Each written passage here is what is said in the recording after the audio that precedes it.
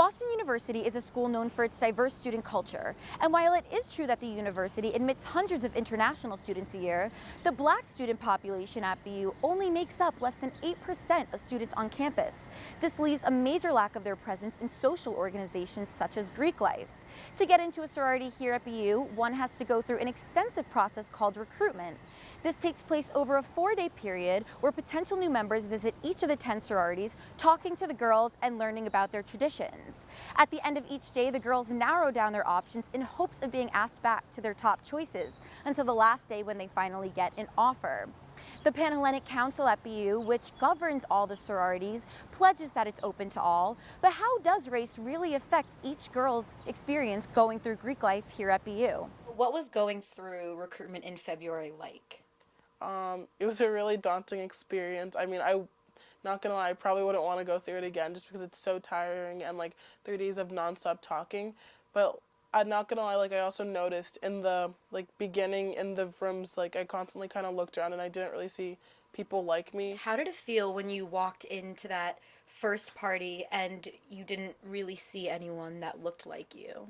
It's kind of terrifying just because, as you can see, I think it's a natural human thing. You always see the Black kids sitting together in like a dining hall, or at BU we do mix a lot, but there's just always clumps of Black kids, and it's just a sort of humanity thing where you just are drawn to people who are like you. How did outer appearances affect your experience picking sororities and in each conversation? Yeah.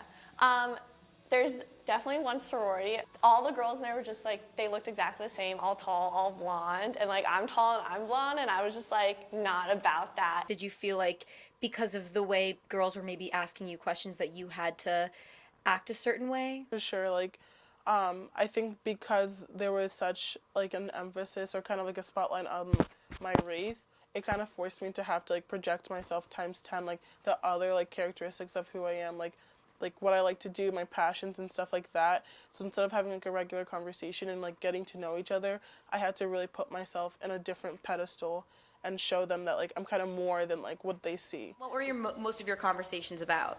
There were a lot about just me, the stuff that I did in school, my stuff I did in high school, my past, growing up in New York, stuff like that. Did you get into any deeper conversations?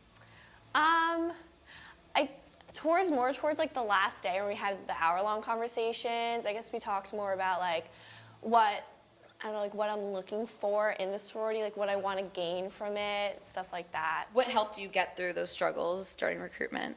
Definitely my friends. We all shared a hotel room during recruitment, so it was nice to go back to them at the end of the night and just talk through it. Did any of your other Black friends go through recruitment? No, so because there's a lack of representation of I would say people of color, specifically African Americans, it's really intimidating. And even though I was going through it, I had maybe I can name 15 friends who also wanted to do it, but it's kind of I don't know, will they like me, am I the kind of right girl for that a white girl would like? So how exactly did you end up in AD Pi? I think that every conversation I had, I was either delving deep into a conversation where it was about my passions or my major and why I want to go into medicine, or we were just laughing and it was just genuine. It never was forced. I never felt it was a 15-minute conversation that we had to fill up with just words. It was just genuine from start to finish, and I wasn't looked at as a Black girl that maybe the only one of 5 Black girls that went through recruitment. I was looked at as Brenda, and it was really nice.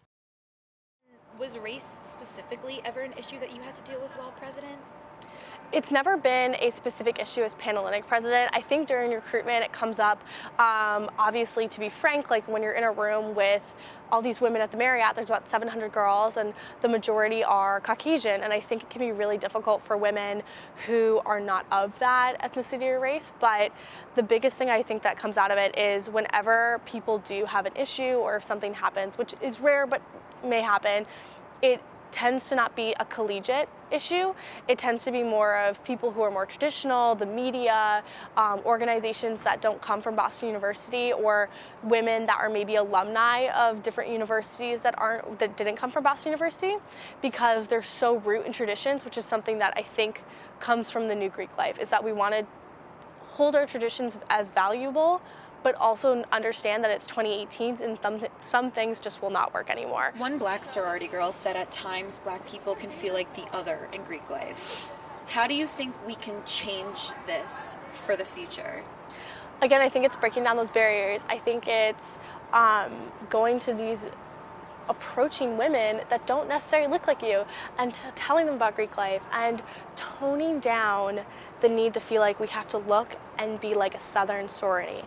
I think it's taking away all of the fluff, all of the frills, all of that, and just being like, I don't wear hot pink all day long, I don't wear heels all the time, I'm a normal Boston University student, and that's what will connect us. I hope that Boston University is headed to navigating it. Again, that's the main thing with being like the New Greek Life in 2018, but I think it's a really difficult road. Stewart says sororities, fraternities, and multicultural groups all aim to be inclusive, but they end up being exclusive because they really only draw in people from similar backgrounds as them. And although the conversation of racial tensions has been difficult to get started, Stewart says organizations in the Greek community have come together to organize events such as a retreat where they all got together to integrate the Greek community and discuss ways to help future students realize that just because someone may not look like you doesn't mean they don't share the same important moral values, which is what each of these groups were all founded on.